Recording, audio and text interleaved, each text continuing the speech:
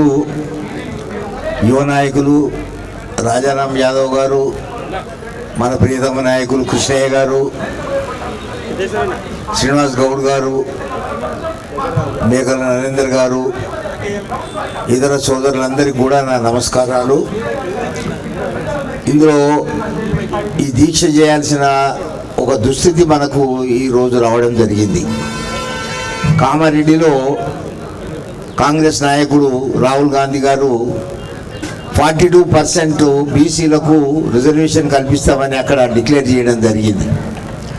అయితే ఆ డిక్లరేషన్ చేయడము కేవలం వాళ్ళ స్వార్థం కోసం, వాళ్ళ ఓట్ల కోసం మాత్రమే అని మనందరికీ తెలుసు. అయినప్పటికీ కూడా మనము 42% వాళ్ళు మనకు ప్రామిస్ చేసింది కాబట్టి బీసీలకు 42% రిజర్వేషన్లు ఖచ్చితంగా కల్పించాలి. ఇంతకుముందు మన అశోక్ చెప్పినట్టు కులగణన అనేది చాలా ముఖ్యం. కులగణన చేయగలిగిన రోజు మొత్తం బీసీల యొక్క శాతము, ఇప్పుడు కేసీఆర్ గారు ఆయన స్వార్థం కోసం 51.8% అని ఉంది, అంటే 52% అని. కానీ దానికంటే ఎక్కువ శాతమే మన బీసీలో ఉన్నాం. కులగణన చేసిన తర్వాత రిజర్వేషన్లు తప్పకుండా పాటించాలని మనము ఈ సభాముఖంగా డిమాండ్ చేస్తున్నాం.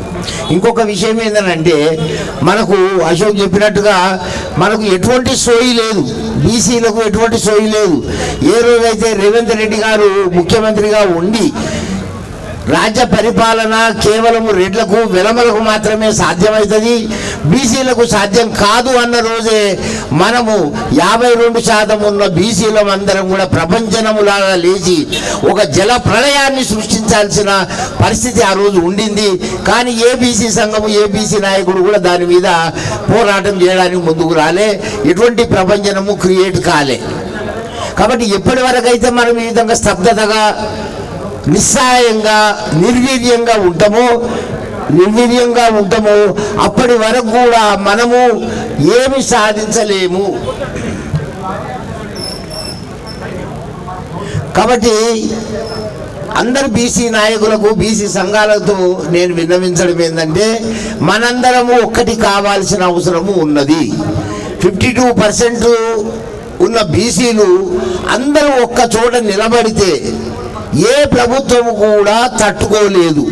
వాళ్ళ దగ్గర ఉన్న పోలీస్ బలగం ఎంత, వాళ్ళ దగ్గర ఉన్న తుపాకుల సంఖ్య ఎంత, బీసీల యొక్క బలం ఎంత అనేది ఆ రోజు తేలిపోవాలి. కాబట్టి ఆ రోజు రాజ్యాధికారం రావడానికి ఆస్కారం ఉంటుంది తప్ప మనం ఈ విధంగా ఎన్ని అవస్థలు పడ్డా, ఇంతకుముందు చెప్పినట్టుగా మనం ఎంతసేపు దేహి అని అంటున్నాం, అడుక్కుంటున్నాము, మాకు బీసీలకు ఇది ఇవ్వండి, అది ఇవ్వండి, ఇన్ని సీట్లు అన్ని సీట్లు అని.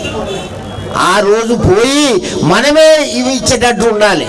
బీసీలే రాజ్యాధికారంలోకి వచ్చి వేరే వాళ్లకు సీట్లు కేటాయించే పరిస్థితి, ఒక మంచి స్థితి కలగాలని నేను కోరుకుంటూ ఈ అవకాశం ఇచ్చినందుకు మన పెద్దలందరికీ కూడా నా ధన్యవాదాలు తెలుపు.